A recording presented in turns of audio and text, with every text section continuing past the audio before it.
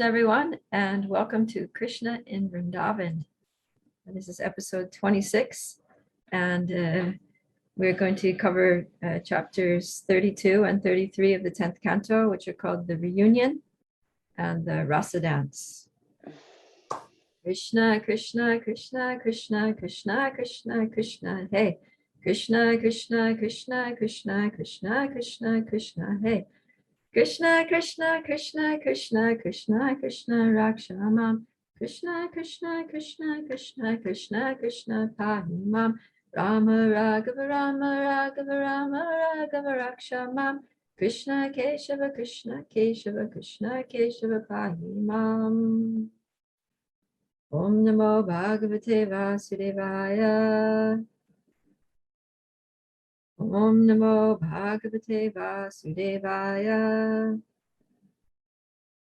Om Namo Bhagavate Vasudevaya. Jai. So welcome.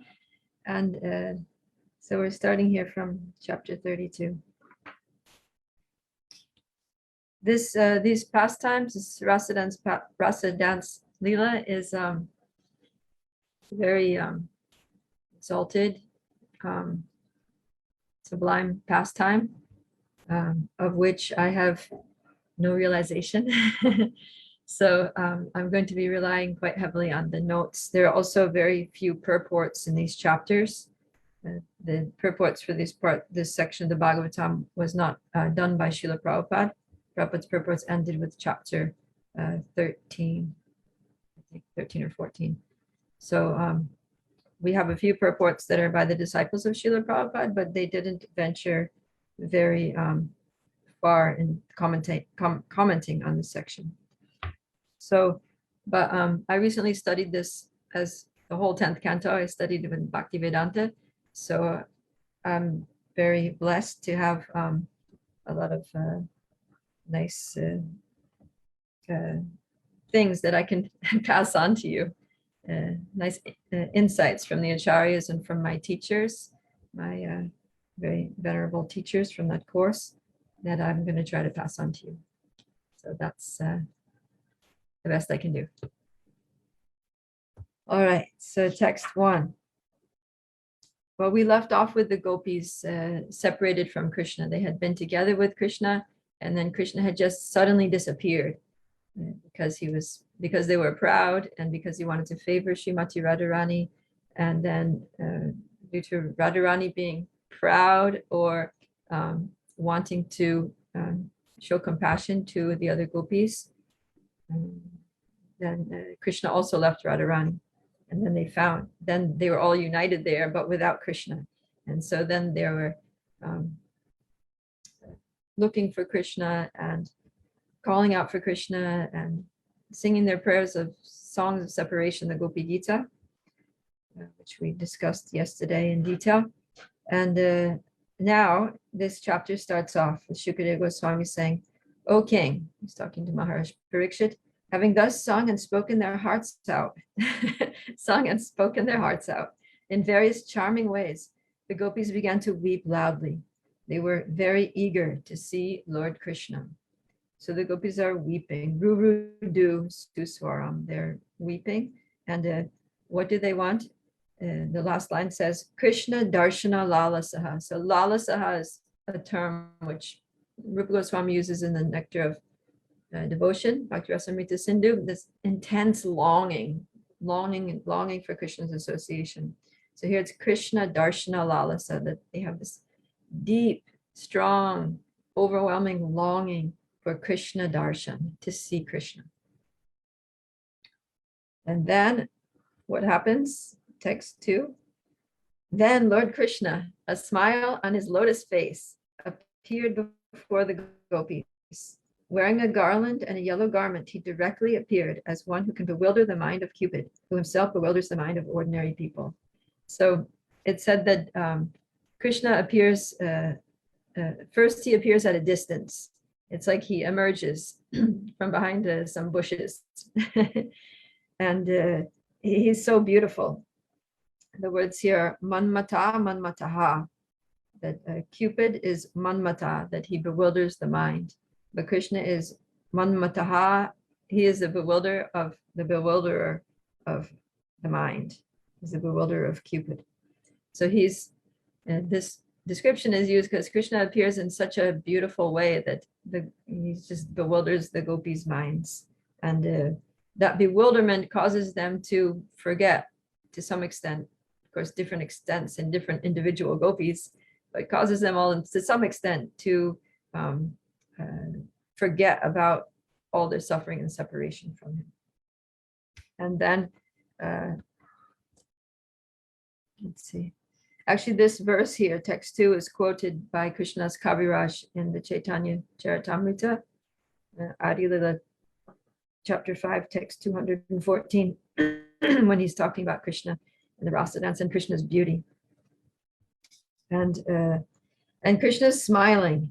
So we just heard how the gopis were so distressed and suffering so much pain of separation and just crying and crying loudly. Yet when Krishna appears, he's smiling.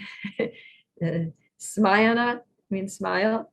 So you can see how the word smile comes from Sanskrit, smayana. And then mukha means face, and ambuja means lotus. So his face, his beautiful lotus face, had a big smile on it. And this is in contrast to the sad, crying faces of the gopis. And it's also described here that Krishna is Dara Shragvi, means that he's wearing the flower garland. And the acharyas say that this is the same garland that the gopis had previously given him. So his wearing the garland that they gave him and still wearing it is his way of conveying to them that he still loves them. I thought that was really sweet. And Kavi Karnapur says that Krishna appeared in this most attractive form to make the gopis forget their grief, because he never wanted them to be unhappy. His intention was just to unify them, to remove their pride, to remove any feelings of jealous competition. And then now, having achieved that, because now they're all united, in one sense united against him, united in their distress at his separation. But in any case, he's achieved that. And so now he just quickly wants to cheer them up and enthuse them for the Rasa dance. So he comes in this very bright, lively, smiling, cheerful countenance. And Kavi Karnapur says that Krishna appeared before them like a feast before a hungry person. So when you're very hungry, it's like you're suffering, I'm so hungry. Like now, maybe today's fasting day, so maybe some of you are feeling it. And then it's like as soon as you go to the side porch and you see that so many trays there, so many preparations, a big, huge feast, it's like you forget about all your hunger. And then what happens? You just get all big-eyed, you're just looking, whoa, there's this preparation and that preparation and this, and you get enthused, you're excited, you're just like, wow, we're gonna eat now. So all that distress of hunger immediately goes away as soon as you see the prasadam there. So in the same way, the gopis, as soon as they saw the Krishna standing there, the pain of separation went away, and they were just staring at him with wide open eyes, full of excitement. And it seems like the next verse says this, that when the gopis saw that their dearmost Krishna had returned to them, they all stood up at once, and out of affection for him, their eyes bloomed wide. It was as if the air of life had re-entered their bodies. So that word utphala literally means to blossom, like a flower blossoms. So their eyes, which were like squinted closed because of tears, like, oh, Krishna, they just bloomed, fully blown lotus flowers. And in the Sanskrit here of text 3, the word agatam is repeated. Agata means to come back, and it's repeated twice to emphasize how like the life came back to their bodies, strength came back, and their enthusiasm came back, their determination came back, their hope came back. So just like everything just was restored. They were restored to their previous disposition, more or less anyway. So yeah. So that they felt like deer who had been caught in a forest fire and then saw a huge storm cloud pouring down heavy rain. So it's like, yeah, the suffering is is over. It's all going to be good now.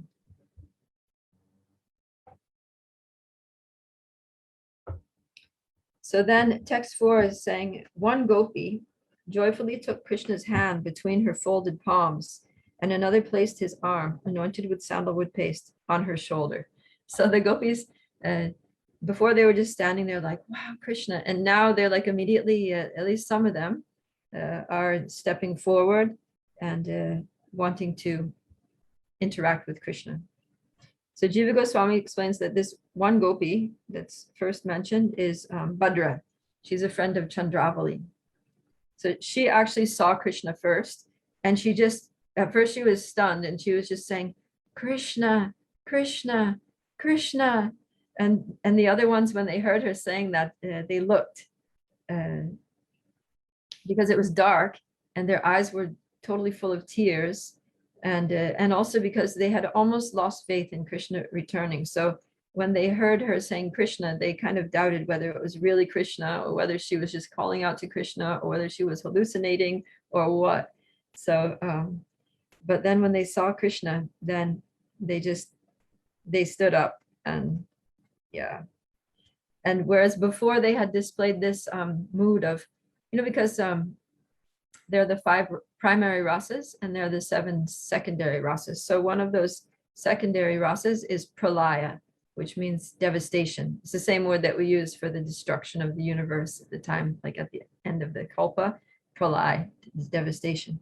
So they were feeling this rasa, secondary rasa of devastation in separation. And now it's like when they see Krishna, now it's like the same thing. Now, but they're experiencing devastation due to happiness. So it's like this pendulum of emotions, it's from one extreme to the other. And so there's such intense happiness that it causes confusion and kind of like some of them even like a paralysis where some of the gopis can approach him and others are just like paralyzed, like, oh my God, Krishna, he came back. So yeah. It's a good example of what we were talking about, this emotions on the spiritual platform, that the ocean of devotion, the Bhakti Rasamrita Sindhu is it's an ocean of emotions that are going up and down, just like in the ocean, there are waves that go up and down. So even though in the material world, we're often taught or at least encouraged to just repress our emotions and get on with life. But in the spiritual world, emotions are life. Life is just all about emotions. And of course, those emotions, they're not like the emotions in the material world, where there's like happiness and distress are 2 different things. It's 2 like opposite things. Because in the spiritual world, there's no duality. So all the different emotions, whether it's devastation due to pain or devastation due to happiness, it's all just varieties of transcendental bliss on the pure spiritual platform. So it's all just different flavors of bliss. So yeah, so now it's going to describe the different gopis, how they respond to Krishna being there. And the different gopis have different moods because they're all individuals. We're eternally individuals. And so they have different reactions to Krishna and different interactions with Krishna. That some just ran to him, like we're seeing here that these gopis, the right wing gopis, who are the more submissive gopis, like Chandravali's friends, they just ran to Krishna, like, oh, Krishna, you're back. Now they just immediately want to give themselves to Krishna and submit to Krishna and engage with Krishna like that. Whereas the left wing gopis, Radharani and her friends, they're kind of standing back like, Krishna, that wasn't really very cool what you just did. Like they're not just gonna go there and they're like, if somebody mistreats you, you're not just gonna go to them as much as you may want to, as much as you may still love them and be eager to restore the relationship. But if they hurt you, you're not just gonna go there and be like, oh, I forgot about everything you did and now I'm so happy you're back and it's all good again. Yeah. So the right wing gopis, they're submissive, so they're okay. It's like whatever Krishna does is fine. But the left wing gopis, they're like, no, you need to explain yourself. So we're going to see that. That's going to come up. All right. So then text 5. So this is also another couple of right-wing gopis. A slender gopi respectfully took in her joined hand the betel nut that Krishna had chewed, and another gopi, burning with desire, put his lotus feet on her breasts. So they're just like, Krishna, we're here, take me, I'm yours. So now we have this image. Well, let's see. Another, yeah. So now we have this image with Krishna with his right-wing gopis. So there's 4 right-wing gopis have been described. And so he's standing there, and he has his left arm around one of them. His name is Shama. And then Chandravali is there, holding his right hand with between her palms, like that. And then Shaibya, another right-wing gopi, has his right foot on her chest. And then Padma is in front of Krishna receiving his chewed betel nut. So Krishna's there, these 4 gopis around, being very submissive and just like very gentle and holding his hand and arm around and receiving his maha, like that. So now in text 7, we're going to see the mood of the left-wing gopis. And this gopi is identified as Radharani. So one gopi, wait, not that one. Yeah, is it? One gopi, beside herself with loving anger, bit her lips and stared at him with frowning eyebrows, as if to wound him with her harsh glances. So this is a very different mood. She's standing at a distance and she's just like, and yeah. Another gopi looked with unblinking eyes upon his lotus face, but even after deeply relishing its sweetness, she did not feel satiated, just as mystic saints are never satiated when meditating upon the Lord's lotus feet. So this one is described to be Lalita Devi. She is also right-wing gopi. And so she's just, she's looking at Krishna's face. Actually, she's like, she sees that she's looking at Krishna and she sees that Krishna's actually, although he has this 4 gopis doting over him, but he's actually just looking at Radharani. He's not paying attention to those 4. He's only looking at Radharani, the one who's like, because Radharani is the chief of all the gopis and she's exhibiting this mood. And Krishna is like, he's very concerned. He's very worried about what Radharani is thinking about him. And then so Lalita, when she looks at Krishna and sees that his eyes are just focused on Radharani and that he's not looking at her at all, then she takes advantage of the opportunity that he's, not paying attention to her, that she's just staring at him. she's looking at him and just like drinking in his beauty with her eyes. Krishna is like a festival for the eyes. And she's like, when you look at the deities, you just stare at the deities. So she's just staring at Krishna with unblinking eyes on his lotus face.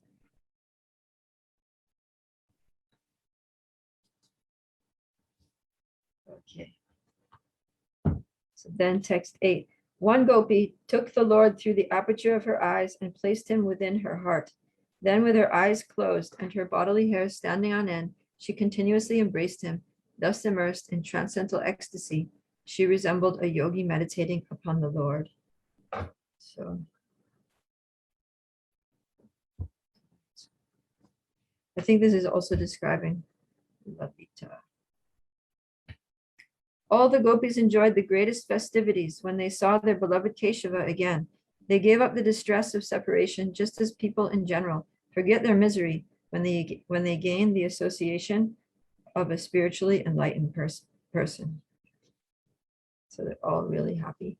And Krishna's plan was to revive the gopis. And so according to this verse, it worked. They forgot about their grief and they became happy. And then he compares it to people in general forget their misery when they get the association of a spiritually enlightened person. So all of us have experienced that material life is what it is. I'm not going to talk about the details of that here. But when we came in contact with devotees, when we, met the first devotee, senior devotees, it's like all of that just melts away. And even now, when we have difficulties in our spiritual life, but then you're in the association of someone who's just really a highly advanced sadhu, then just at least temporarily while you're with them, it's like all your troubles are gone. Nothing really matters except, just the nectar that's flowing from their mouths and their beautiful, encouraging smiles, and their and just being Krishna conscious in the association of devotees. So text 10 says that encircled by the gopis, who are now relieved of all distress, Lord Achyuta, the Supreme Personality of God, had shone forth splendidly. My dear King, Krishna thus appeared like the super soul encircled by his spiritual potencies. So the purport says that the gopis are Lord Krishna's internal potency. So it's emphasizing that they're not ordinary women, they're Krishna's internal potency. And therefore, when they were relieved and happy again, the Lord shone forth even more brilliantly than before, and his transcendental bliss increased. So when Krishna saw that the gopis were happy, then he became happy and he became more beautiful just by seeing their happiness. So yeah, he was happy that they were united too. Because the thing is that before, I was talking about yesterday, I think that some of the gopis were Nitya Siddha gopis that had come with Krishna from the spiritual world, and others were Sadhana Siddha gopis who had perfected their sadhana bhakti after many lifetimes of practice. And they took birth in Krishna's pastimes now to be trained in the association of these Nitya Siddha devotees, Nitya Siddha gopis. So the Sadhana Siddha gopis got the association of the Nitya Siddha gopis, and they became purified and fully trained and qualified to enter the Rasa dance. So, and part of the purification of this process was this separation. So the Sadhana Siddha gopis experienced this intense pain of separation from Krishna, which it was like a fire, which, when they refine metals, it's like they put it in very high heat and it refines. So it purified them completely. They became completely spiritualized, and they became basically equally qualified as the Nitya Siddha gopis. So there was no discrepancy between the Sadhana Siddha gopis and the Nitya Siddha gopis anymore. And so the Nitya Siddha gopis didn't feel themselves to be special or superior in any way. They were all it was like level playing field. They were all high level playing field way up here. It was a plateau, spiritual, unlimitedly elevated plateau. And this made Krishna very happy. It made Krishna very happy to see that they all regarded each other as equally qualified, and no one was proud, no one was feeling any less. And because of Krishna's happiness, he shone forth with a brilliant effulgence, more brilliantly than even before when he was with them. Yes, Partha? Were the sadhana siddha devotees also talking with Krishna, expressing their grief? Or were they kind of like in the background, and the Nitya Siddha devotees are expressing their grief in the Gopi Gita, and they're being uplifted by that association? Yeah, I think it's the way that Acharyas commented when we were looking at the last section was that each of those verses of the Gopi Gita was spoken by a specific gopi, like a named gopi. And they were basically the 8 principal gopis, 4 from Chandravali's camp and 4 from Radharani's camp. So yeah, so that's what's happening is that the sadhana siddha gopis, they're learning, they're listening and observing and learning and getting purified by the experience. And they're becoming, equal with the Nitya Siddha gopis. Okay. So then now the little scenery is going to be described here and what happened. So the Almighty Lord then took the gopis with him to the bank of the Kalindi. Kalindi is Yamuna, the river, who with the hands of her waves had scattered piles of soft sand upon the shore. In that auspicious place, the breeze, bearing the fragrance of blooming kunda and mandara flowers, attracted many bees, and the abundant rays of the autumn moon dispelled the darkness of night. So, yeah, Krishna, he took them all, he led them all to the bank of the Yamuna, this beautiful place. So we just heard how Krishna is very beautiful, more beautiful than ever. And now Krishna is also most beautiful in this pleasing Vrindavan environment. And so that's why this description is given. So they left the area where Krishna appeared, and Krishna basically takes them by the hand and leads them to this nice open place. It's a place near the bank of the Yamuna where there's a lot of sand, and it's perfect for the Rasa dance because it's a big area and it's open. The moonlight is shining down there, and it's said that the Yamuna, actually, because the Yamuna is a personality, not just a river. So Yamuna Devi, she wanted to help make arrangements for the Rasa dance to take place. So she personally, with the hands of her waves, she placed all this soft sand on the banks in that very spot where she knew that Krishna was going to be coming. And this sand is described as being as white as camphor and reflecting the rays of the full moon, so that when the moonlight reflected off that white sand, it lit up the whole area almost like daytime. And the moonlight also on the Yamuna made it look like liquid silver. It's a nice image, right? Liquid silver. And also these flowers were blooming, and it was very fragrant. There was fragrant breezes blowing. So, text 13. Their heart vanquished by the ecstasy of seeing Krishna, the gopis, like the personified Vedas before them, felt their desires completely fulfilled. For their dear friend Krishna, they had arranged a seat with their shawls, which were smeared with the kumkum powder from their breasts. So it's mentioned here that like the personified Vedas. And actually, some of these gopis were the personified Vedas. They were like, the incarnations of the personified Vedas. Because it's described here in the purport that in a previous age, the Shrutis, or the personified Vedas, they had seen Krishna and become very attracted to Krishna with an intense desire to associate with him. And so Krishna gave them the benediction that in his next appearance, they would be gopis. They would be his personal, his lovers, basically. So yeah, the Shrutis in this kalpa also became full of desire for Krishna. And in the next kalpa, they will also become devotees. They will become gopis. And so this shows how our desires carry over from lifetimes. Because as personified Vedas, they weren't going to be qualified to dance with Krishna. But Krishna put them in a situation where they could become qualified. So they were one of the groups of sadhana siddha gopis, is the personified Vedas. And they had been waiting for millions of years now to meet Krishna, because that was the prayers of personified Vedas was a long time ago. You can read about it later in the 10th canto. I think it's chapter 87. But that was such a long time ago, previous kalpa. So now when Krishna blew his flute and they all came running to meet Krishna, and he told them to go home, after waiting for this chance for millions of years, for a whole kalpa, there was no way they were going home. They're like, no, this is the moment we've been waiting for millions and millions and millions of years. And we're not going anywhere. This is it. We're staying with you, especially now that you've called us. And a similar thing, another group of sadhana siddha gopis was the Rishichari gopis. So those are the ones that were attracted to Lord Ramachandra in Treta Yuga. And they were also waiting. So from Treta Yuga to now Dwapara Yuga is like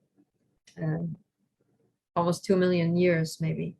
So they were also waiting for almost 2 million years. And now we're going to see Krishna. We're not going anywhere. We are going to be with Krishna. So that's why nobody, even after Krishna left them, nobody went home. Their determination was so strong. Evan.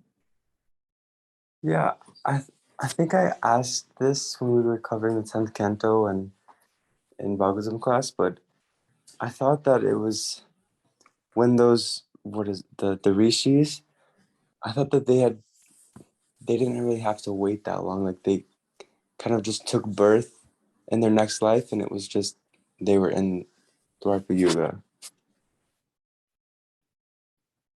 No, because between Treta Yuga and Dwapara Yuga, there's time. It's a long time. Okay. Don't ask me what they were doing in the meantime, but they were probably just meditating on Krishna. So, but in any case, we can see that the gopis are not ordinary girls. They're just like young girls attracted to a handsome young boy with lustful desires. They were exalted sages, from previous lifetimes. They were transcendental personalities who had been meditating on the Lord for millions of years, for cultivating this desire for millions of years, and they were inconceivably qualified. So,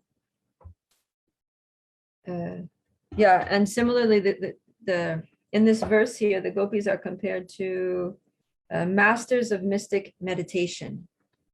So, like masters of mystic meditation, they're are detached from anything material. They're just focused on the spiritual, like real yoga. And mystic yogis, their thing is controlling the senses and fixing their minds on the Lord in meditation. So it shows you that the gopis are completely detached, and we see it because they left everything material behind, and their senses are totally controlled because they're not going anywhere except towards Krishna, and their minds are completely undeviatingly fixed on the Lord. So the yogis, they try to make a seat for the Lord in their hearts, right? They try to get the Lord to be situated within their hearts. And here the gopis, they're better than mystic yogis because they're actually making a seat for Krishna on the banks of the Yamuna. They're spreading out their shawls and soft silvery sand and inviting him to sit down. So many gopis laid their shawls on the sand, and Krishna here is described as Ishvara, Bhagavan Sa Ishvara, which again, like shows his power as a supreme controller, that he can do anything he wants. So just like the Paramatma, because also the reference to mystic yogis, it makes you think of Paramatma. So like Paramatma expands to sit in everyone's heart, then Krishna expands himself to sit on everyone's shawl. He expands himself to sit on the shawl of each and every gopi. Text 15. Sri Krishna had awakened romantic desires within the gopis, and they honored him by glancing at him with playful smiles, gesturing amorously with their eyebrows, and massaging his hands and feet as they held them in their laps. Even while worshipping him, however, they felt somewhat angry, and thus they addressed him as follows. So this is referring to the left-wing gopis. That it's kind of funny. It shows the left-wing gopis have this little bit of a crooked nature. That's Krishna also has a crooked nature, but this is just the nature of their love for him. That externally they're like, yeah, sit down. They're massaging his feet. They're massaging his hands. They're smiling at him, but in their hearts they're like, they're still harboring this anger, because of loving anger, not anger like vicious anger with an intent to hurt someone, but loving anger that how could you have done that to us? So now in the next verse they're going to call him out. They're going to really like take him to task on it. The gopi said, some people reciprocate the affection only of those who are affectionate towards them, while others show affection even to those who are indifferent or inimical. And yet others will not show affection towards anyone. Dear Krishna, please properly explain this matter to us. So there it says, the comment says, by this apparently polite question, it's apparently polite. They're being very polite. They're very self-controlled, right? We just heard how they're like mystic yogis. They're very self-controlled. So they're speaking very politely, but their intention is to expose Krishna's failure to properly reciprocate with their love. And they're actually very disturbed. So they want to know, why did you make us suffer when we just came here to love you according to your desire? So so they have these three categories. One is three categories of lovers. One who loves like a business exchange, like if you love me, then I'll love you. You scratch my back, I'll scratch yours, sort of thing. And then the other one is the unconditional lover, that even if you hate me, even if you mistreat me, I still love you.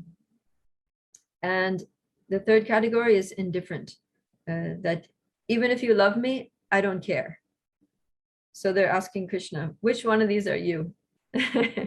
But the gopis have already kind of made their judgment on Krishna, and they're thinking that Krishna, you are not an unconditional lover, because as soon as you see some little fault in us, that we're a little proud. And anyways, the only reason we're proud is because of you, because we think you're so wonderful and because you're with us. So we must be, we must be pretty good too. So anyways, you're not unconditional, because as soon as you detected a slight fault, you just left us. And you're not the conditional lover either, because we helped you in so many ways. We're always here for you, and you don't reciprocate. And you're not indifferent either, because you do interact with us. You don't just totally ignore us. So they say, actually, you're inimical. You're the inimical one, because you harm people who love you. So now what do you have to say for yourself? That's their mood. So now Krishna is going to speak. Supreme Personality of Godhead said, so-called friends who show affection for each other only to benefit themselves are actually selfish. They have no true friendship, nor are they following the true principles of religion. Indeed, if they did not expect benefit for themselves, they would not reciprocate. So Krishna is condemning the business exchange type of lover, who's basically selfish. They seem to love the person, but it's just because they want something from that person. And yeah. So this is basically lust, it's just a desire to please oneself. And then the next one, he says, my dear slender-waisted gopis, some people are genuinely merciful, or like parents, naturally affectionate. Such persons who devotedly serve even those who fail to reciprocate with them are following the true faultless path of religion, and they are true well-wishers. So here he's praising the unconditional lovers that are karuna. He uses the word here, karuna, that out of compassion, they want to help even those who are suffering, even those who do nothing for them, even those who may, insult them or whatever, mistreat them. But still, they're always just giving. They're giving their hearts with no expectation of return. So that's an example of such a person as Prahlad, that even though his father tried to kill him in so many ways, tortured him, but still he never became antagonistic towards his father. He didn't reciprocate with his father, but he always had compassion. And even when his father was killed, he was saying, please liberate my father. That's my only request. So that's the unconditional lover. Or the other example is given. So there are two types here. One is karuna, the very compassionate person. And the other is just naturally unconditional, just natural unconditional love, like parents. That even though the children might be rascals, they still love them. No matter what the children do, they still love them. They're still there for them. They're still just trying to bless them and give them whatever they can to help them. So, and Krishna, he addresses the gopis here as Sumadhyama, which is translated slender-waisted, because Madhyam means middle, and Su means good. So it means with good middle. So it means they're slender-waisted, that they have beautiful waists. The middle part of their body is beautiful. But also madhyam can be, the acharyas say that it can mean here that the middle category of lovers, that the first one was the conditional, the middle was the unconditional, and the third was the indifferent. So by saying Sumadhyama, Krishna is indicating that the gopis are unconditional lovers, that you are you're the middle type, the second one that you mentioned, not the first or the third, the second, the middle one. Because your love for me is unconditional, and I really appreciate that about you. That's what Krishna is saying. So this way he's indirectly praising the gopis as the best of lovers. Now in the next verse, Krishna is going to talk about the people who are indifferent or inimical. He says, then there are those individuals who are spiritually self-satisfied, materially fulfilled, or by nature ungrateful, or simply envious of superiors. Such persons will not love even those who love them, what to speak of those who are inimical. So he gives basically 4 different categories of people here. The first one is Atmarama. These words are used in the verse. Atmarama means they don't reciprocate, they're indifferent, but it's not because they're, it's not because they don't care or anything, but it's just because they're so satisfied in themselves that they don't really need anything. And also they don't want to become entangled in any kind of mundane dealings. So they just stay aloof. They don't reciprocate. Then the second is the apta kama, which means that they're materially satisfied. They have everything they need materially. And so they feel like they're kind of proud. They feel like, I don't need anyone. I've got my life's all sorted out. I've got lots of money. I've got a good position. I've got power. I've got family. I've got whatever. So they're these people that they're like, I don't need you because I have everything I need. And that's apta kama. And then the third is akritagya. So this is sort of arrogant people who are ungrateful. That's their main quality, is that they're just ungrateful. That even though they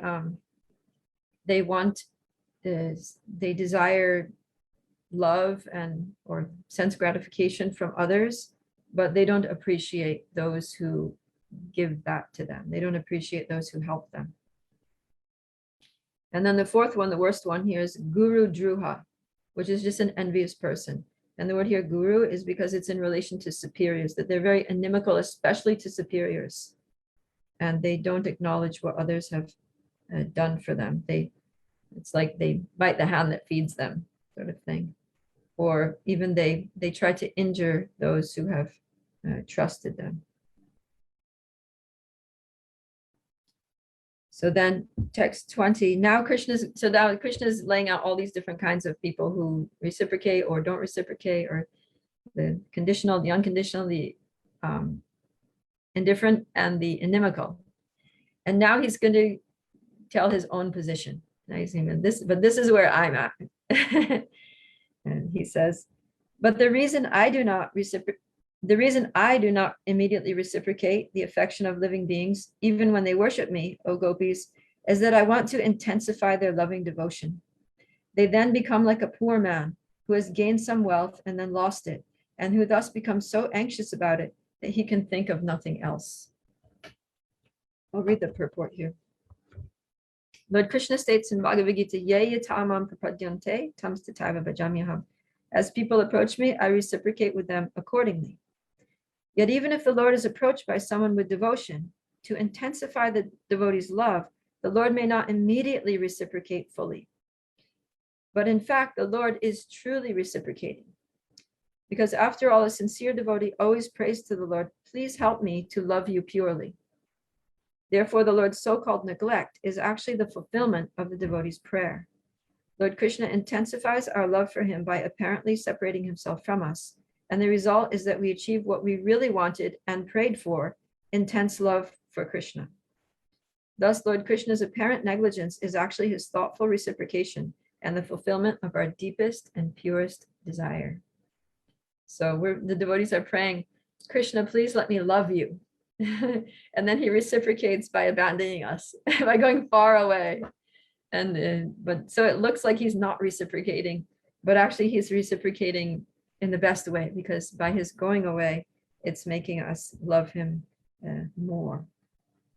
And maybe some of you have heard there's this poem that's I think it's called Footprints in the Sand, where one person is walking and he's not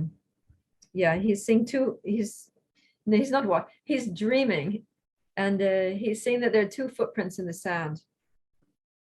When his life is good, at a time when his life is good, there are two footprints there. So he understands that that's when God was walking by my side. So God was by my side and he was blessing me, everything was good. And then when trouble came and he felt like God had abandoned him, then he saw only one set of footprints. So he thought, well, the Lord just abandoned me when I needed him most. And that just, exacerbated my suffering. And so he angrily called out to the Lord, my Lord, why did you leave me? Why did you, when I was having trouble, you just ditched me? And then God said, that one set of footprints that you see in the sand are not yours, they're mine. And there's only one there because during that time I was carrying you. Have you heard that before? The classic thing. So this is the idea that that Krishna doesn't, the Lord doesn't actually abandon us ever. He's always with the devotee. But sometimes it appears like that. But when it appears that he's abandoned us, that's when he's actually the closest. That's when he's actually with us in the most intimate way. So, of course, that takes a lot of realization and experience to understand. But yeah, the more advanced we become in Krishna consciousness, the more we have, well, the more we have these experiences where we think, Krishna, where are you? I really need you. Where are you? You just left me. But then also the more we realize later sometimes, but eventually that Krishna actually was there. And that was like maybe the best time of our spiritual life. So then says, my dear girls, understanding that simply for my sake you had rejected the authority of worldly opinion, of the Vedas, and of your relatives, I acted as I did only to increase your attachment to me. Even when I removed myself from your sight by suddenly disappearing, I never stopped loving you. Therefore, my beloved gopis, please do not harbor any bad feelings towards me, your beloved. So this was, of course, music to the gopis' ears when Krishna says, I never stopped loving you, because of course, they had their doubts.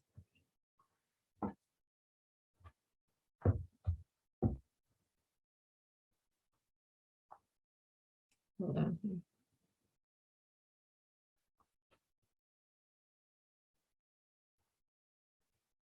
Yeah, so Krishna, so he's assuring them that not only did he never stop loving them, but that he was with them all along. So, when they found, he says that when you found my footprints, I saw you and I heard you when you said, oh, these look like the footprints of the son of Nanda Maharaj. I was standing right there and you couldn't see me. And I heard all your songs when you were singing that beautiful Gopi Gita, when each one of you were adding your own personalized stanza, which was an outpouring of your love for me. I heard all that and my heart was melting. So this reminded me of, how the Lord is always with us, even through difficulties. And in Chaitanya Charitamrita, it's described that there was one pastime where Lord Chaitanya had the Mahaprakash Lila, and he was revealing to all the devotees how he was right there with them through their suffering. Like to Haridas Thakur, when he was, he said, when you were being beaten in 22 different marketplaces, I was there with you. I was on your back. I was taking the beating. And then he showed his back and it was covered with like lashings, so many lashings from the canes that Haridas Thakur was beaten. He said, I was taking you would have died, but I was there taking the beating. And then there was another devotee of his that was, he was with his family and he was being chased. It was at night and he was being chased by these Muslims, these like dacoits that were they wanted to kill him. They were threatening, I'm going to kill you. We're going to take your wife and we're going to have some fun with her and whatever. So he was running and they were chasing him. And then they came to this river and they didn't know how to swim. It was a deep river and they were stuck and it was the middle of the night. And they were like, there's no boat, man. How are we going to, we're going to just get cornered here and we're going to be in trouble. And then all of a sudden this random boat just rode up with this boatman and said, come on, I'll take you across. So Lord Chaitanya said, I was the boatman. There was no boatman. You were going to die. So he said, I was that boatman that ferried you across the river to safety. So like that, we can see how Krishna, he's always there and in different ways. Sometimes he manifests through a different person, through somebody that we would never have known that was Krishna, or sometimes he just manifests in a very sublime way, some very mystical way that saves us, and we don't even know what he's doing. We're not even aware of the ways in which Krishna is helping us in our spiritual lives, but he's always there. And Krishna, this is because Krishna values his devotees so much. And so when we understanding how much Krishna values the devotees, we should also value the devotees. And now Krishna, then this next verse, this very famous verse, he's going to express just how much he values the gopis. He says, it starts off with this very famous phrase, napareham. Naparayeham. Napareham niravadya samyujam swasadu krityam vibudayusha piva yamad bhajam durjarage hashrin kala samrishtya tadva pritayatu sadhuna. So Krishna is saying, I am unable to repay you. I'm not able to repay my debt for your spotless service, even within a lifetime of Brahma. Your connection with me is beyond reproach. You have worshipped me, cutting off all domestic ties, which are difficult to break. Therefore, please let your own glorious deeds be your compensation.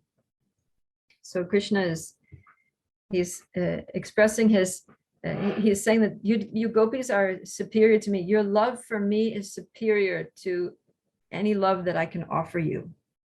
And therefore, I cannot repay your love because you take care of your own bodies. You dress them and decorate only for my pleasure. You consider that your bodies are mine, and that and everything, like every aspect of you, is just the only purpose is to satisfy me. And you left everything. You left your families. I didn't leave my family. I still go home to Mother Yashoda and Nanda Maharaj. You left everybody. And also, you can never give me up. But just see how I just disappeared from your association.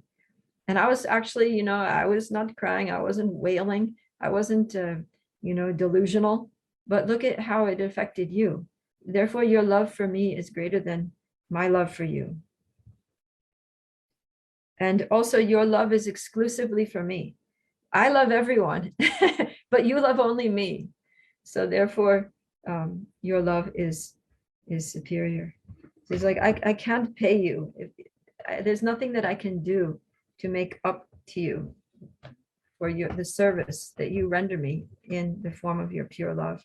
So you just have to be satisfied with your service. Yes, Evan? Yeah, I was thinking about what you're saying about Lord Chaitanya coming, taking their suffering, saving them. How do we understand that God gives us relief from these situations while also sanctioning them in the first place? And also, how come it doesn't feel like that in the moment? It just feels like we're alone. We're going through something really, really difficult, and it just feels like we're completely alone. Well, because if we knew that Krishna was there, then it wouldn't be difficult. And then we wouldn't call out to Krishna. And it's not that Krishna sanctions those things. Krishna arranges those things. He doesn't it's not that someone else is doing it and Krishna's like, okay, let it be. He's like, no, he's thinking, how can I arrange this devotee's life in a way that they can come closer to me? And then he arranges it. So it's just for devotees in that way?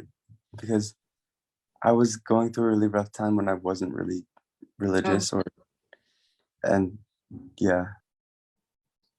Yeah, so that's, Krishna, that's also, indirectly arranged by Krishna, by the laws of karma and all that, by nature's laws, to show us that the material world is just not a place of enjoyment, so that we'll give up our attempts to enjoy this world.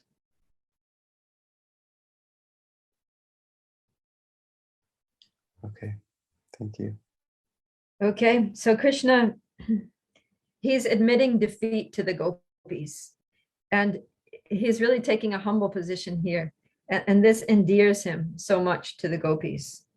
So after hearing Krishna's explanation of, for why he left them, then the gopis, they become pleased. They're satisfied with his explanation. It was beyond, like, they had given, are you this, are you that, are you the other thing? Krishna, I'm none of those things. So whichever one of those he was going to claim to be, they were going to either say, no, you're not, or they were going to say, you're not a good lover. But when Krishna, he expressed his position, then they're like, okay, that's cool. We can go with that. So they gave up their anger, and they actually started to humbly consider that they were immoral and accusing him of being a bad lover. So they changed their attitude towards him. And now we see this in the first verse of the next chapter, that now they speak to him. It says, when the cowherd girls heard the Supreme Personality of Godhead speak those most charming words, they forgot their distress caused by separation from him. Touching his transcendental limbs, they felt all their desires fulfilled. So now they're ready for the Rasa dance, basically. And text 2, there on the Yamuna's banks, Lord Govinda then began the pastime of the Rasa dance in the company of those jewels among women, the faithful gopis who joyfully link their arms together. So this joyfully linking their arms together is, they're doing this dance. They're already dancing. They just grab each other's arms. The gopis grab each other's arms and start dancing. And so they try to say that the form of the dance reflects the emotion of the gopis, because now they're totally united. All the gopis are united in friendship and in cooperation, and they all consider that they're all equal. And so the form of the dance reflects this, and the gopis are more beautiful than ever now, like that, in a circle with their arms. And so it says the pastime in the company of those jewels among women, that they're very effulgent, and each with her own color, each with her own shining effulgence. The festive dance commenced. The festive Rasa dance commenced with the gopis arrayed in a circle. Lord Krishna expanded himself and entered between each pair of gopis, and as that master of mystic power placed his arms around their necks, each girl thought he was standing next to her alone. The demigods and their wives were overwhelmed with eagerness to witness the Rasa dance, and they soon crowded the sky with their hundreds of celestial airplanes. So Krishna is again master of mystic power. So whenever he expands himself, this idea of him being the Yogeshvara, the master of all masters of mystic power. So he expanded himself to be with each and every one of them. And the demigods are watching. So kettle drums then resounded in the sky while flowers rained down, and the chief Gandharvas and their wives sang Lord Krishna's spotless glories. So this was a huge festival. It wasn't just a dance in the forest. It was like a universal festival. And so there was music, and the demigods were playing the music, they're beating their drums and they're singing. And it's also, and it's not just, and all there's like, they're the gopis, the Sakis, the gopis who are dancing with Krishna, but then there are all these other like assistant gopis that are around, all the manjaris, and they're making all these arrangements to support the Rasa dance. So they're like, they've decorated the whole place. They've got like all these food stalls, free food stalls with beverages and snacks, and and they're there with anything that anybody might need to support them in the Rasa dance. So it's like a huge festival with all these colors and things and exhibits, and the gopis are also, they're showing, they're exhibiting all the 64 arts, and the way that they're dancing and singing and all these things, it's very artistic. It's like, there's a whole science to dance. It's not just whatever, your body moves your body, but it's like, there's like the whole Bharatanatyam is a science with the eyes and the hand mudras and the feet and just like everything. How, it's an art, which I don't know a lot about, but some devotees have studied in detail, the different traditional dances.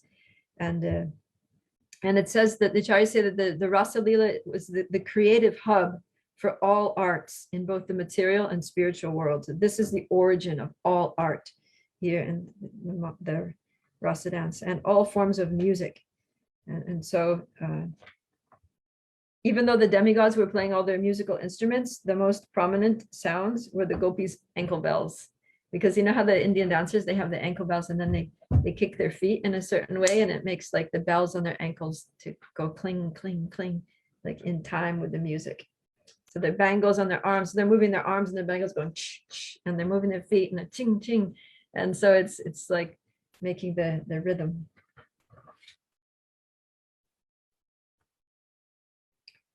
And then, yeah, so that's how it is described here. A tumultuous sound arose from the armlets, ankle bells, and waist bells of the gopis as they sported with their beloved Krishna in the circle of the Rasa dance. In the midst of the dancing gopis, Lord Krishna appeared most brilliant, like an exquisite sapphire in the midst of golden ornaments. As the gopis sang in praise of Krishna, their feet danced, their hands gestured, and their eyebrows moved with playful smiles.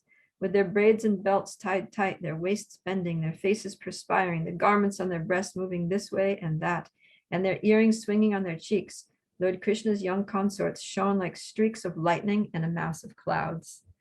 Very beautiful description. Eager to enjoy conjugal love, their throats colored with various pigments, the gopis sang loudly and danced. They were overjoyed by Krishna's touch, and they sang songs that filled the entire universe. So yeah, this is continuing the idea of the Rasa dance being the creative hub for all arts. It says in the purport here that the gopis created 16,000 different ragas or musical modes, and these have subsequently been disseminated throughout the world. So all of the different ragas, all the different melodies and musical styles that exist even today on the planet and in all the three worlds in the whole universe originate here from the Rasa dance. And so they sang songs that filled the entire universe, both at that moment and for all time to come. That any music. So now whenever you hear music, you can always think of the gopis, that this originated from the Rasa dance. And now the gopis are going to sing. So they're actually going to have like a sing off. They're going to have like a sing-a-thon or whatever, like a contest to see who can sing the best. So one gopi, and they try to say this gopi was Vishaka. So Vishaka, joining Lord Mukunda in his singing, sang pure melodious tones that rose harmoniously above his. So she's harmonizing with Krishna's voice. He's singing like a lower voice, male voice, and she's harmonizing in a high voice. Krishna was pleased and showed great appreciation for her performance, saying, "Excellent, excellent." And the word here is sadhu, sadhu. Excellent, excellent. And then another gopi, Lalita, this one is Lalita, repeated the same melody, but in a special metrical pattern. So she kind of like, she stayed with the same melody, but she added some embellishments, her own embellishments on it. And Krishna also praised her. So this was going on. Every time a gopi sang, it was like a more exquisite, more beautiful level of like sound. And yes, so and also Krishna was giving some. Okay, sorry about that. Here we are again. All right, so the gopis are having this. So they're having this sing off, and so Vishaka sings one amazing melody, and then Krishna rewards her by giving her his yellow chadar, and then Lalita does another amazing like a alap, and increases Krishna's pleasure. So then he gives her something else, and just when no one thought they could outdo that, then Radharani herself starts to sing, and her singing puts everybody in complete ecstasy and just takes the dancing to the next level. So this ever increasing, like the music is getting more beautiful, more amazing. And with each gopi singing, the dancing is just coming to another level. So this is basically Lord Chaitanya's Sankirtan movement, right? That it's also born out of the Rasa dance. And because in the Rasa dance, the spiritual sound, the glorification of Krishna and Krishna's name, we see how it's enlivening the gopis, it's enlivening to the soul, and it's producing higher and higher levels of love for Krishna. And it's including everyone. So all the gopis are included. So this is Sankirtan. So the Sankirtan movement seeks to include everyone, to unify everyone on the platform of loving devotion to Krishna. and to enable intimate loving exchanges with Krishna and melt everyone's heart in love for Krishna, just like what happened in the Rasa dance. So that's our movement. That's what we're doing. We're in Lord Chaitanya's Sankirtan movement, and it's just a variation on the theme of the Rasa dance in that way. Okay, so then text 10. Now this, when one gopi grew tired from the Rasa dance, and the acharyas say that this is Srimati Radharani, and the reason that they know that is because she has an attitude of being superior to Krishna, putting Krishna in his place. So when one gopi grew tired from the rasa, she turned to Krishna, standing at her side, holding a baton, and grasped his shoulder with her arm. So she like grabbed hold of his shoulder. The dancing had loosened her bracelets and the flowers in her hair.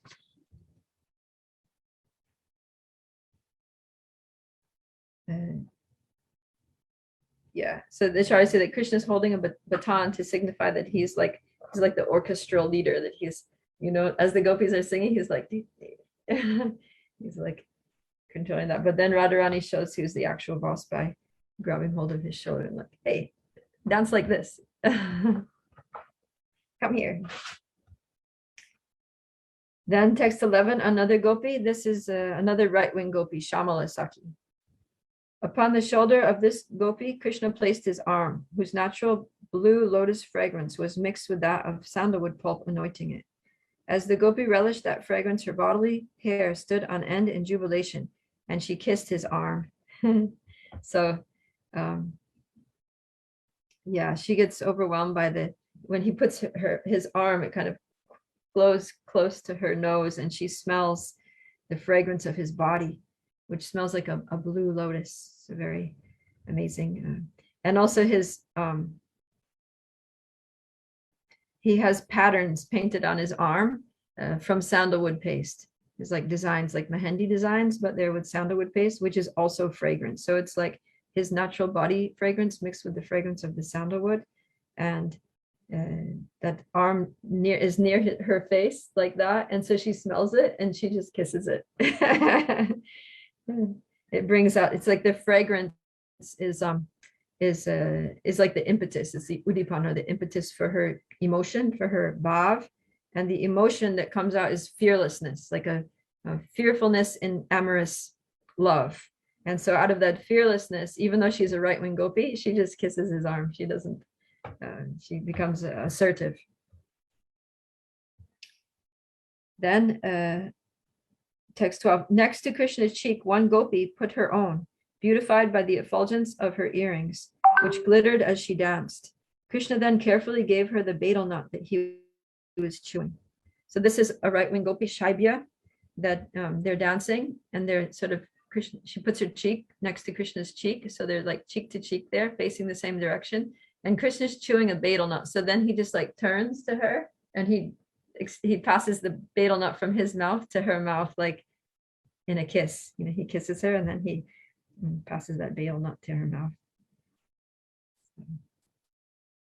It's funny because the acharyas comment that the gopis, you know, generally from the mouth of Krishna come transcendental instructions like the Bhagavad Gita, and that you know, sages and saintly people and devotees become spiritually advanced by that knowledge emanating from his mouth. So the gopis, with the gopis, Krishna doesn't speak instructions. He doesn't instruct them. He doesn't speak, you know, transcendental wisdom to them, but they become spiritually advanced by the betel nut that comes from his mouth, or by kissing Krishna, the nectar that comes from his mouth through kissing. Srila Prabhupada says this in the Krishna book. The gopis made spiritual advancement by receiving the betel nut from his mouth. So,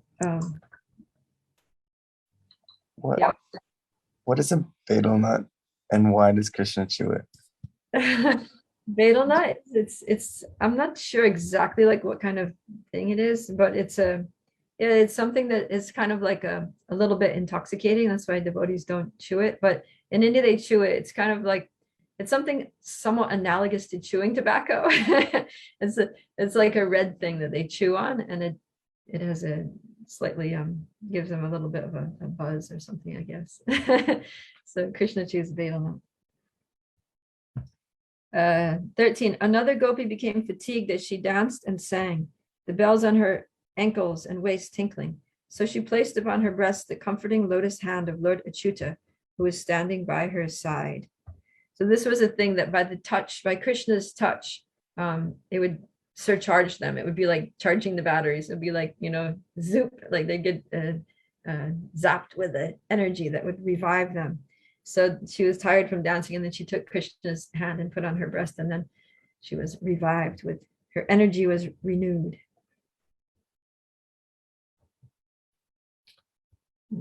Text 14.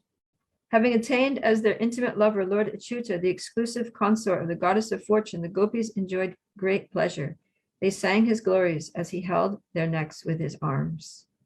Here, the goddess of fortune, it says that Lord Achyuta is the exclusive consort of the goddess of fortune.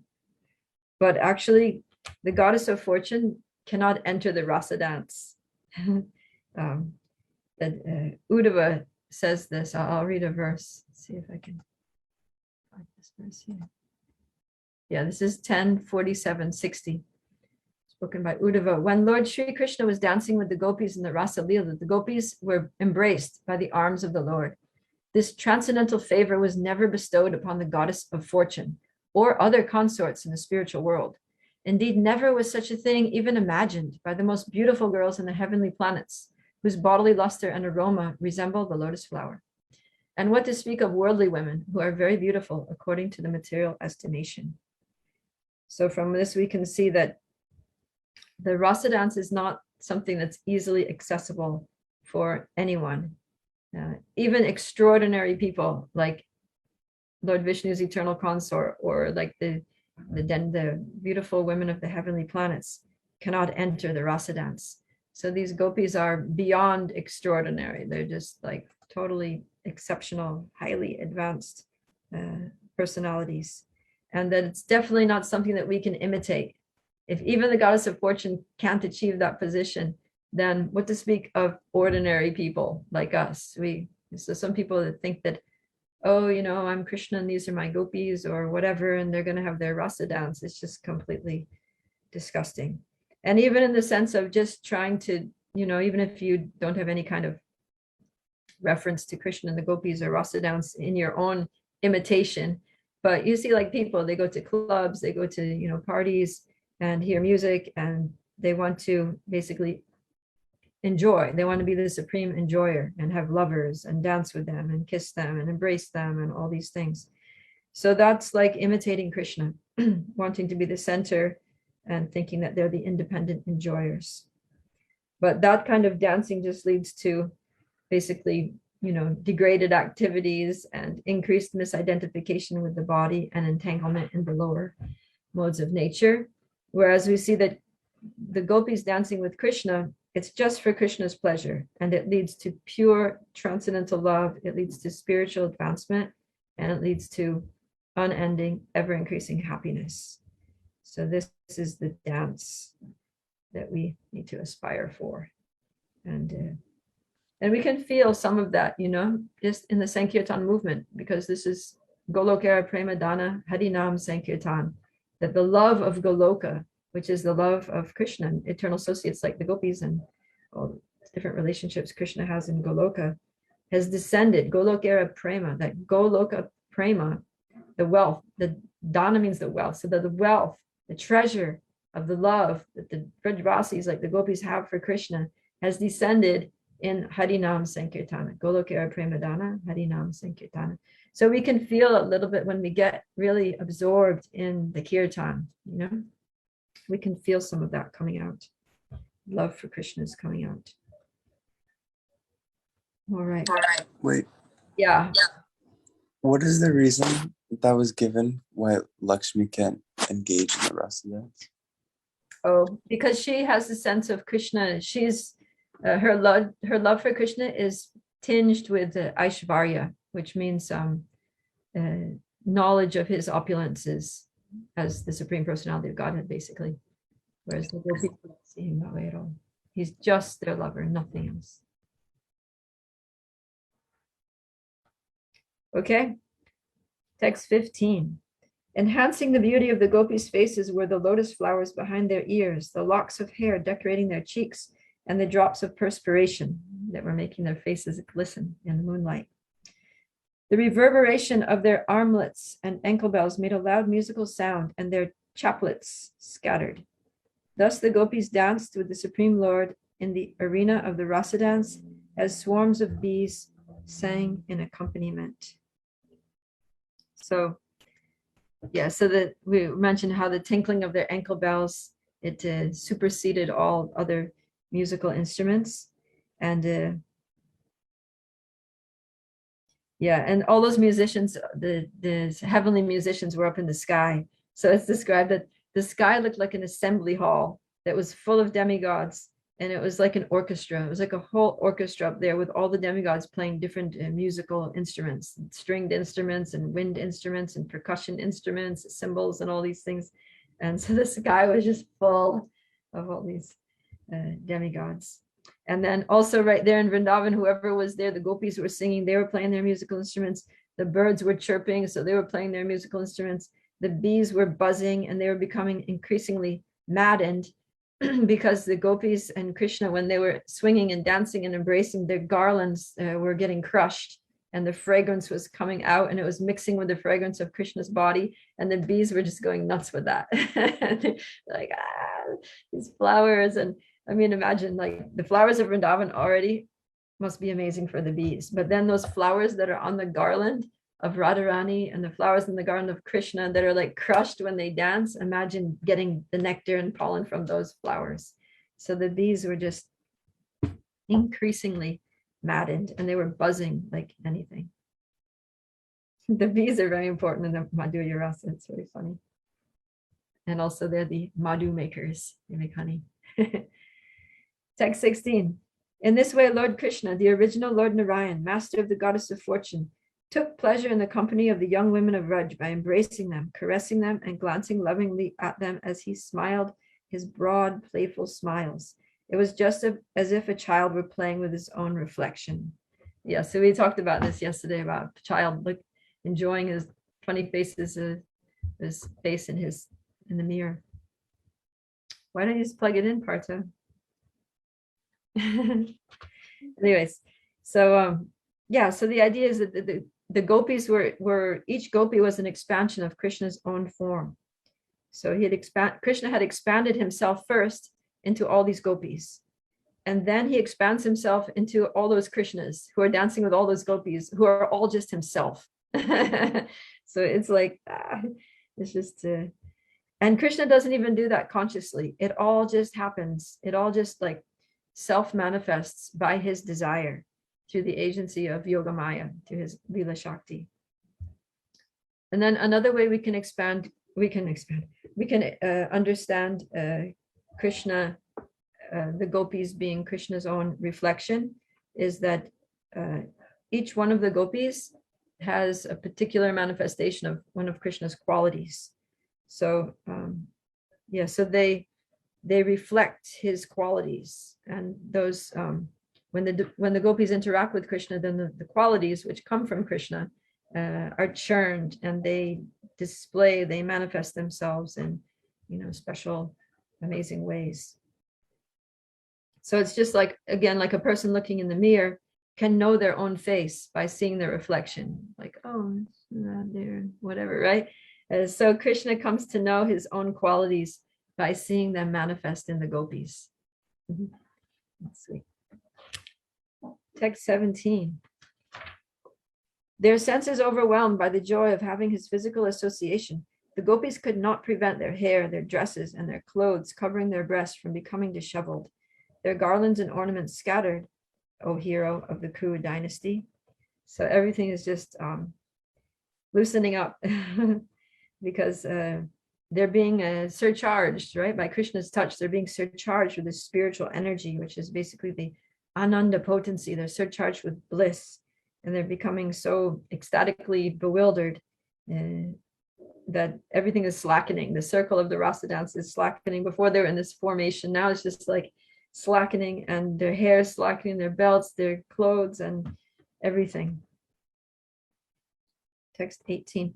The wives of the demigods, observing Krishna's playful activities from their airplanes, were entranced and became agitated with lust. Indeed, even the moon and his entourage, the stars, became astonished. So it's not that the demigods could see everything. They could see some parts of the rasa dance according to their qualification. And by Krishna's grace, the demigoddesses were able to see a little more than the demigods, because what the demigoddesses' husbands saw was mainly Krishna. They were amazed by, oh, Krishna has expanded into so many Krishnas. So because the demigods are into like powers, so when they saw that, they appreciated Krishna's power, that he's able to expand himself like that. But the wives of the demigods, they were able to see more. They were able to see actually some of the conjugal activities that were going on, and the embracing and the kissing and the playful joking words and smiles and all that. And so they became a little agitated by lust, because of course the demigoddesses, also the devotees, they love Krishna, but it's their love, or their lust was not pure love pretending to be lust like the gopis was, but it was actually lust. And that's why they weren't in the rasa dance, and they're not allowed in the rasa dance. That's why they're up in the sky, just spectators who can't even see everything. So, but at least their attraction was towards Krishna. They became attracted. Their lust was going towards Krishna. Whereas the demigods, if they were allowed to see what their wives were seeing, they might have been attracted to the gopis, and that would have been bad. So that's why the demigods couldn't really see what was going on. They could just see Krishna's opulences. And here also it's described that even the moon is attracted. So the moon is astonished. But the moon is normally male, considered male. But here the moon takes on a female mood and also becomes attracted to Krishna. So then, expanding himself as many times as there were cowherd women to associate with the Supreme Lord, those self-satisfied playfully enjoyed their company. Seeing that the gopis were fatigued from conjugal enjoyment, my dear king, merciful Krishna lovingly wiped their faces with his comforting hand. So then, Jiva Goswami says that it's mentioned here again that Krishna expanded himself, because now when everybody got tired, then they all sat down. They took a break from dancing, and they all just sat down to rest a little bit. And then during that time, Krishna, briefly, he became one Krishna again. But then when the gopis were sitting down, then he again expanded himself. So it's the second time now he expanded himself to sit with each and every one of them. And he's wiping their sweaty faces with his hand. He's massaging their bodies and like that. Text 21, the gopis honored their hero with smiling glances, sweetened by the beauty of their cheeks and the effulgence of their curly locks and glittering golden earrings. Overjoyed from the touch of his fingernails, they chanted the glories of his all-auspicious transcendental qualities. So Krishna's, saying nice things, sweet words to them. He's massaging them, and they're also honoring him, offering him their beauty, offering him their emotions, which they convey through their eyes, and also praising him with their sweet songs. So these sweet songs are, as it says here, how he overjoyed by the touch of his fingernails, they chanted his glories. So it's like when Dhruva Maharaj, when Lord Vishnu appeared to Dhruva Maharaj, then Lord Vishnu touched Dhruva's head with the conch, and then the touch of that transcendental conch shell invoked all these praises from Dhruva. Dhruva was able to recite amazing prayers, even though he was a little boy. So similarly, when the gopis were scratched by Krishna's fingernails, that contact inspired them to chant about all the auspicious qualities of Krishna. So this is an action of Krishna's Shuddha Sattva potency. And now, even though the dancing has stopped, but the gopis' ecstasy for Krishna and the Krishna's ecstasy also is still flowing, and it's expressed through singing. Text 22. Lord Krishna's garland had been crushed during his conjugal dalliance with the gopis and colored vermilion by the kumkum powder on their breasts. To dispel the fatigue of the gopis, Krishna entered the water of the Yamuna, followed swiftly by the bees, who were singing like the best of Gandharvas. He entered like a lordly elephant, enjoying the water to relax in the company of his consorts. Indeed, the Lord had transgressed all worldly and Vedic morality, just as a powerful elephant might break the dikes in a paddy field.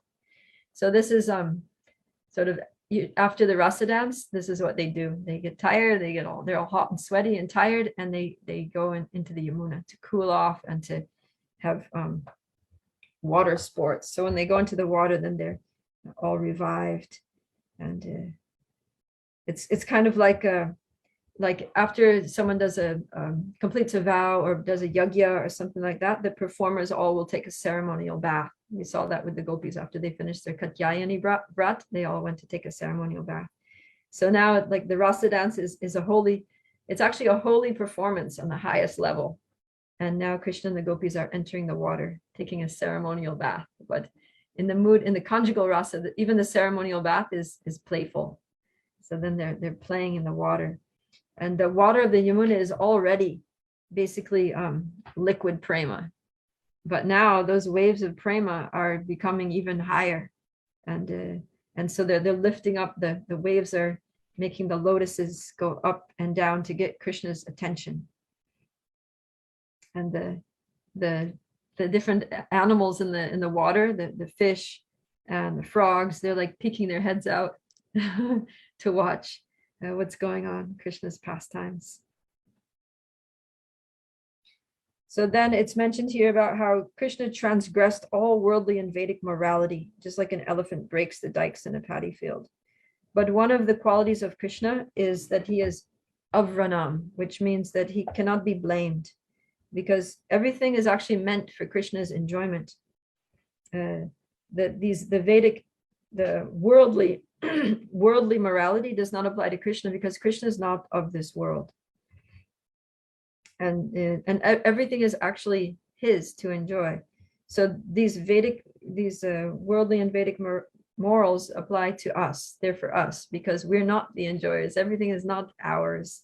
And so, like, if a man thinks that his wife is for his enjoyment, then he's a thief. He's basically adulterous, because he's enjoying another man's wife, because everyone is for Krishna's enjoyment. Every woman is Krishna's wife. And so, yeah, in the world, the man is foolishly thinking that he's the enjoyer. He's a false enjoyer. And the woman is foolishly thinking that, oh, I have to depend on my husband. But actually, no mundane so-called husband can protect her. So the gopis are actually understanding that Krishna is the real husband. Krishna is the only person you can depend on. And Krishna, he's understanding rightly that these are my gopis for my enjoyment. And the gopis want to give enjoyment to Krishna. So that's actually the highest morality, because it's everything. It's righteous because it's the right way that it should be. Everything is right and proper as it should be. So like that. So these morals apply to us because we do things wrong, because we're not Krishna.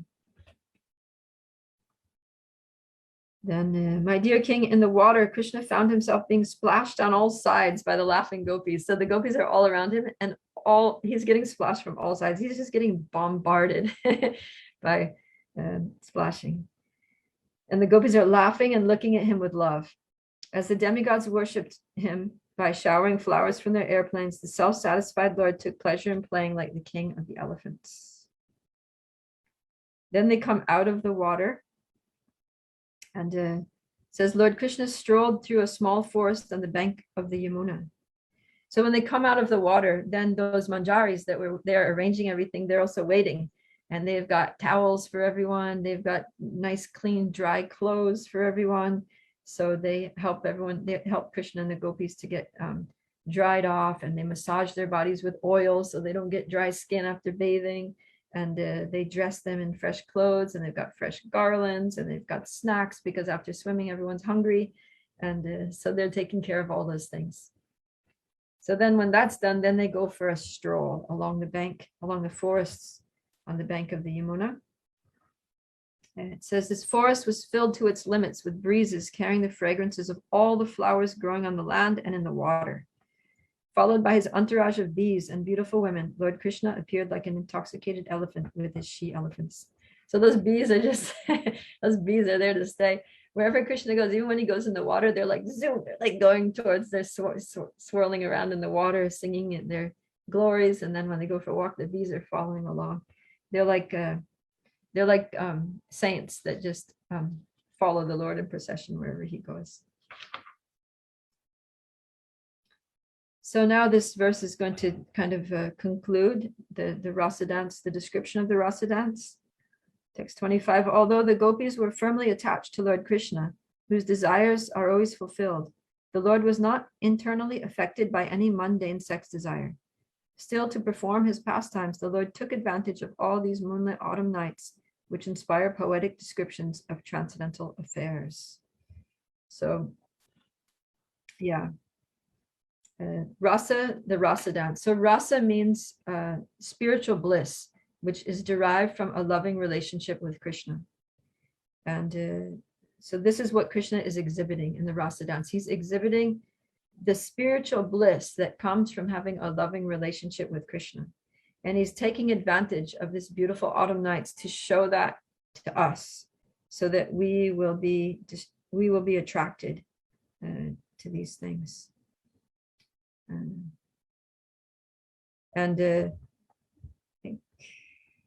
Let's describe later. It described later that it was actually not just one night, but it was many nights. It lasted for a whole night of Brahma, which is basically millions of years.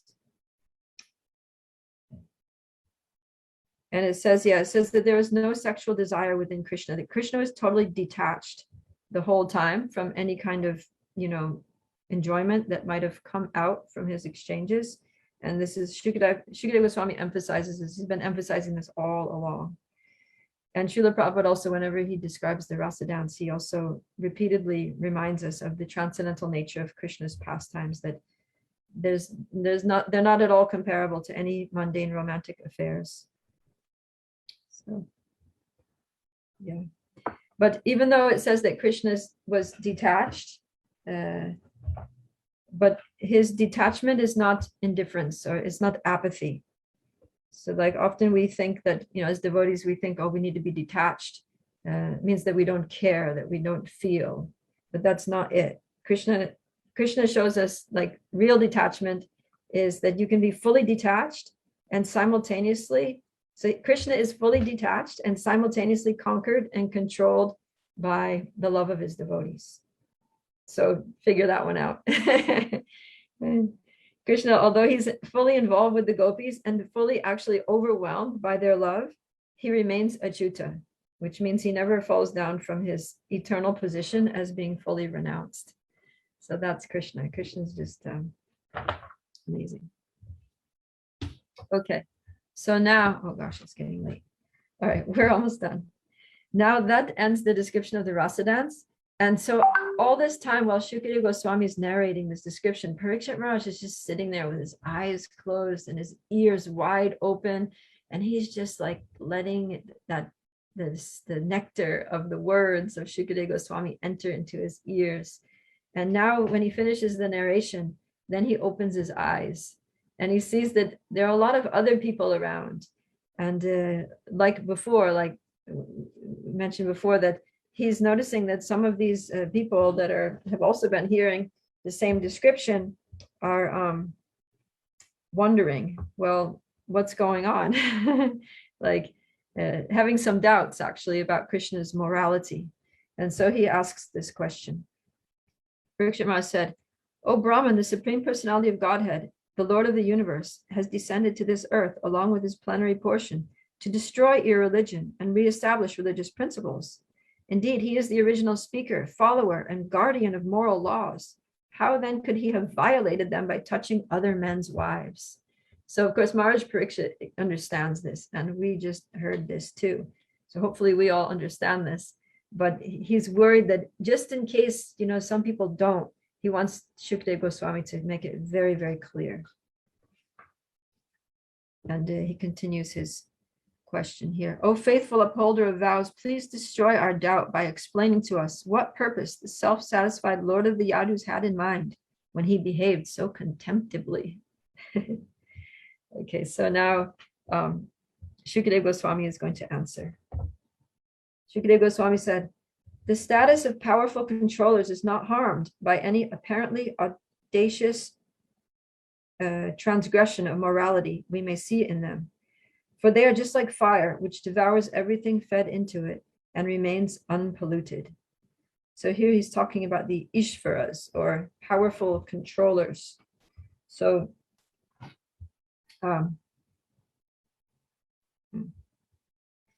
so somebody who's such a powerful personality, even great personalities like Brahma and Indra and Shiva, they're like are like a fire which burns up everything that goes into it, that everything becomes just pure.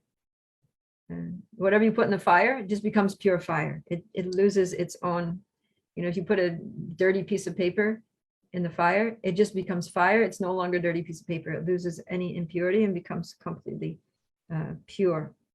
So in the same way, even if a great personality who is an Ishvara, in the category of Ishvara, does something which appears to us to be contemptible, or which should get some karmic reaction, but whatever karma is there is immediately burnt up and they remain pure. So we have some instances of demigods doing these things, but still remaining purely situated.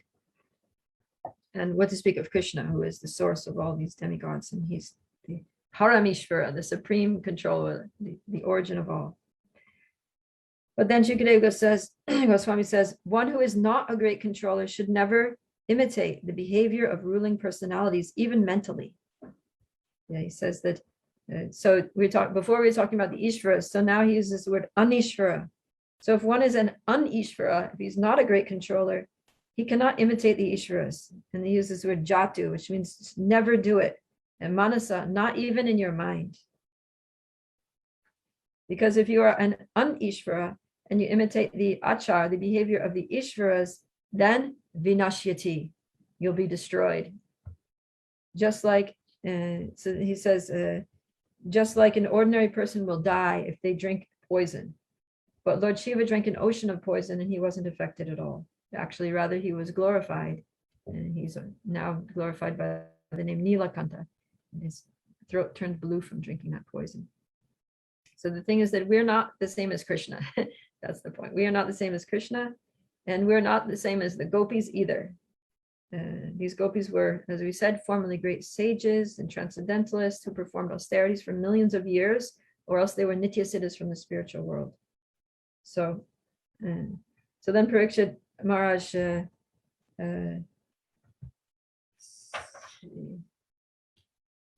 so then this is not here in the text, but the Acharyas say that then Parikshit Maharaj could have asked, okay, fine, we're not Krishna and we're not the gopis, so we can't do these things, but doesn't Krishna say in the Bhagavad Gita that, yat yat acharati shrestha's, that whatever actions a great person performs, common men follow?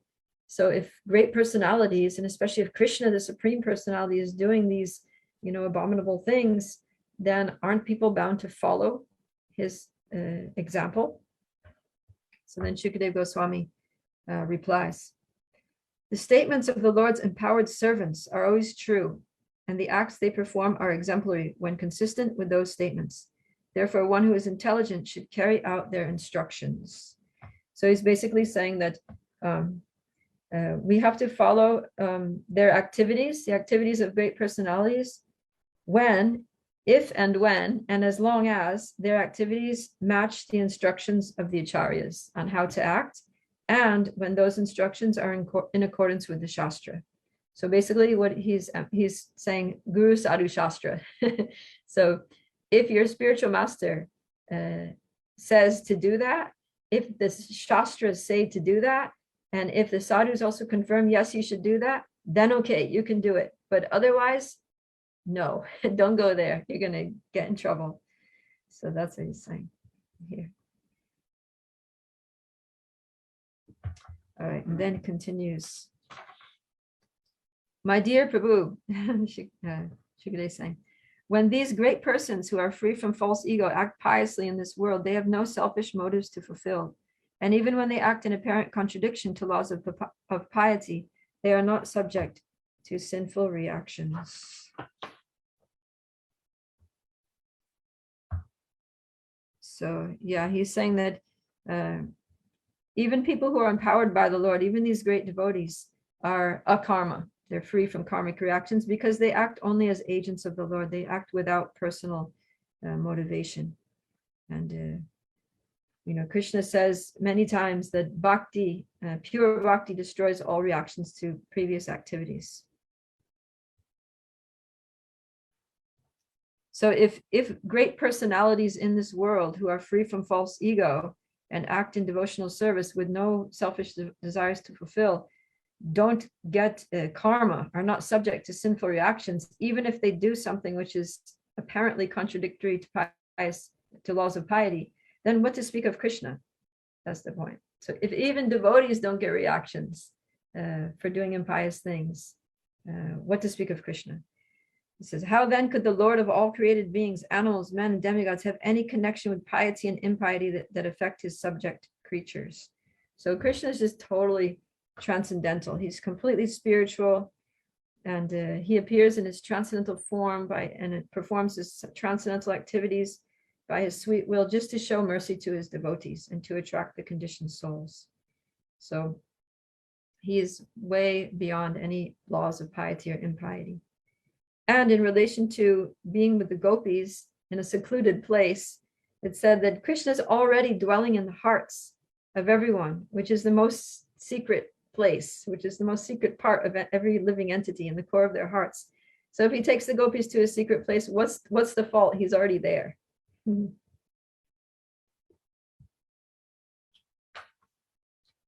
Yeah, that's what he's saying here. Material activities never entangle the devotees of the Lord, who are fully satisfied by serving the dust of his lotus feet, nor do material activities entangle those intelligent sages who have freed themselves from the bondage of all fruitive reactions by the power of yoga. So how could there be any question of bondage for the Lord himself, who assumes his transcendental forms according to his own sweet will? He who lives as the overseeing witness within the gopis and their husbands, and indeed within all living beings, assumes forms in this world to enjoy transcendental pastimes. So he's already there. He's already so intimately engaging with everyone. So if also externally he engages intimately with them, then what's the problem? When the Lord assumes a human-like body to show mercy to his devotees, he engages in such pastimes as will attract those who hear about them to become dedicated to them. So this is the whole point, that Krishna is performing these pastimes to attract us. And when Krishna goes to Mathura and Dwarka, then he shows us how to act dharmically, how to act piously, how to follow dharma in this world.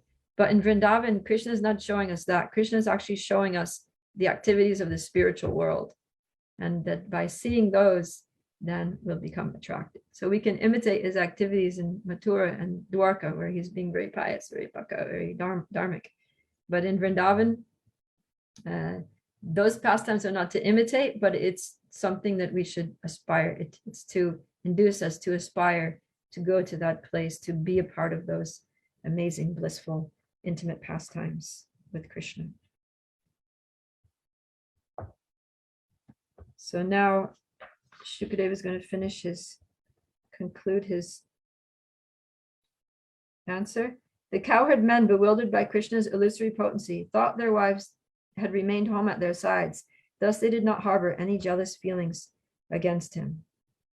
So yeah, because the whole accusation was he was dancing with other men's wives. So here Shukadeva Goswami is defending Krishna, saying that actually these weren't other men's wives, because by the Krishna's illusory potency, by Yogamaya, the cowherd women expanded themselves. So the part that was actually the other man's wife stayed with the other man, stayed at home with their husbands. It says that the material bodies of the gopis stayed lying in bed with their husbands. Doesn't mean the dead body, they were alive, simultaneously alive.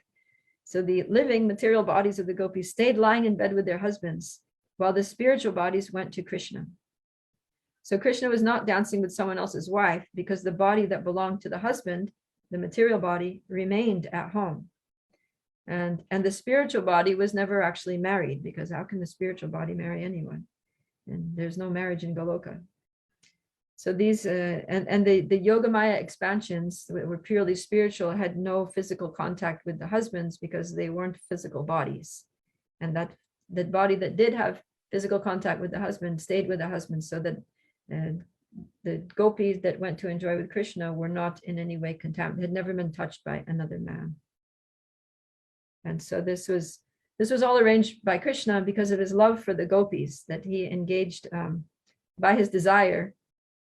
Yogamaya arranged to protect the devotees, to protect their chastity, to protect their reputation, to protect them from getting in trouble with their husbands, and also to allow them to engage with Krishna in a totally pure spiritual body. So after an entire night of Brahma had passed, Lord Krishna advised the gopis to return to their homes. Although they did not wish to do so, the Lord's beloved consorts complied with his command. So this is confirming it wasn't just one night, it wasn't just 8 hours or whatever, but it was a total night of Brahma. And one night equals the duration of his day, which is a very, very, very, very, very, very, very long time for the pleasure of the gopis. So we see here that Krishna can do anything for the pleasure of his devotees. He can even expand time. He prolonged the night. And in the purport, it says that the inconceivable compression of time, he compares this inconceivable compression of time to the fact that many universes fit neatly within the 40-mile range of earthly Vrindavan, or that the whole universe was there within Krishna's belly that Mother Yashoda saw, or that Mother Yashoda could not encircle Krishna's tiny little belly with miles of ropes. Or that, so all of these show that the transcendence of spirituality, the transcendental nature of spiritual reality is above and beyond all mundane physics. And then there's a quote from Rupa Goswami: "Nothing is impossible for the Lord, his dear devotees, his transcendental abode, or the time of his pastimes. For all these entities are inconceivably powerful." So this is Krishna. And then the last verse here is the Falashruti, the blessing that we all get now that we've spoken and heard this pastime. Anyone who faithfully hears, so hopefully you had some faith, anyone who faithfully hears or describes the Lord's playful affairs with these young gopis of Vrindavan will attain the Lord's pure devotional service. Thus he will quickly become sober and conquer lust, the disease of the heart. So we are very blessed to have these pastimes, and we should try to have faith in these and try to really understanding them. So Shraddha Anvita, it doesn't mean just a little faith, but it means that one must be have strong faith, which means that one has to be trained in spiritual life. Be trained in spiritual life and have an advanced stage of faith. It's called Anushrinyad, that comes from hearing, repeatedly hearing in disciplic succession, and also following in the footsteps of the acharyas. And that brings us with faith. So we just need to keep hearing over and over and over again. And each time our faith grows, our understanding grows, and our lust diminishes, our disease becomes cured, and we approach pure devotional service.